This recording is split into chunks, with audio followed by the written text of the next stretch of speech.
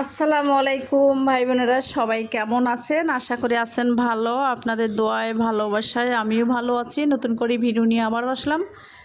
তো সকালটা হয়েছে, আসলে আবারও সংসারের কাজ নিয়ে ব্যস্ত হয়ে গেলাম। তা আমাদের মতন কোন কোন আপুরে আছেন অবশ্যই কমেন্ট বক্সে জানাবেন। র্যাকটা কিন্তু সাদা র্যাক, আজকে ধোবো কালকে ধোবো করে ধোয়াই হয় না। তে মনে করলাম আজকে রান্না একটু লেট করে করব, তারপরে র্যাকটা একটু পরিষ্কার করব। সাদা র্যাক, জানি না জানলা দরজা বন্ধ থাকে, তারপরে কোথায় থেকে এত ধুলে আসে আসলে নিজেও বলা যায় না।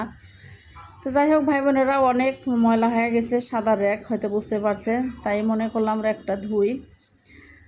তো অলরেডি র্যাকটা আমার ধোয়া হয়ে গেছে, এই যে দেখতে পাচ্ছেন। তো অনেক শখের র্যাক এটা আমার।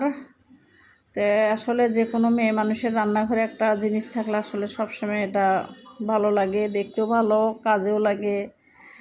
তো যাই হোক, অনেক কথা বলি ফেলালাম, ভিডিওটা দেখতে থাকেন, অবশ্যই ভালো লাগবে। যদি ভালো লাগে বোনের একটা লাইক দিয়েন, কমেন্ট